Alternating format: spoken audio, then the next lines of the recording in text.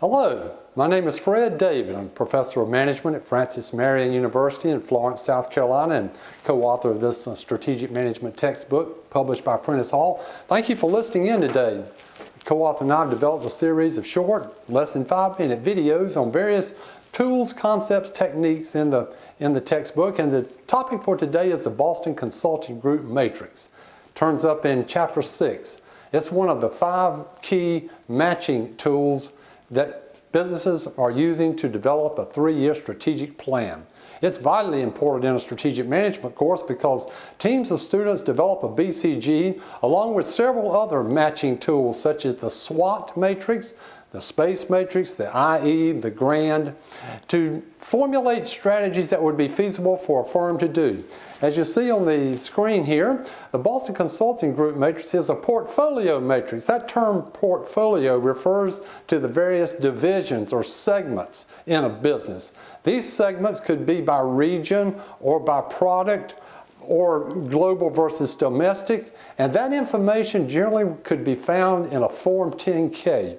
And one of the major, if not the most important strategic decisions that businesses face every year is allocating resources across segments or divisions. And that's why this BCG matrix is so important. Coupled with the IE matrix that's also presented in Chapter 6, it's also a portfolio matrix.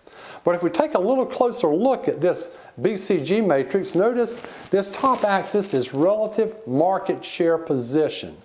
And that's going to be your firm's revenues or sales divided by the leader. So if you were the leader, let's say you had the greatest sales in North America, if this, you would be a 1.0. It would be your revenue divided by the leader, yourself, 1.0. So that down the vertical axis, we see its industry growth rate. That is simply the average increase or decrease in revenues for firms in a particular industry annually. We put here in the textbook in Chapter 8 as described from 0 to plus 20 to minus 20. Sometimes I'll see that plus 10 to minus 10. But anyway, those two coordinates are how we're going to locate these various segments, divisions in this matrix. In this example, we have three segments. This is the larger one. The larger the circle, the larger the revenues. And the pie slice indicated in blue, that indicates the profits or gross profits contributed. Now, sometimes in a Form 10-K, the revenues would be given, but not the gross profit. In that situation, you still would want to do a BCG. There are some limitations to this in that what would happen if you were directly in the middle there is not quite clear.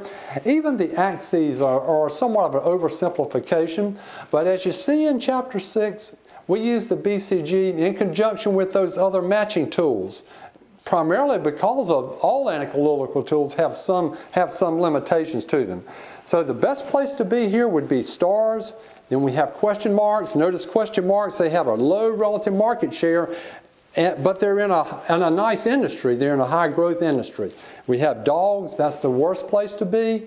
And then finally down in the lower left we have the cash cows, called cash cows because they generally generate more cash than they need. So the BCG matrix is followed up in Chapter 6 with the IE matrix.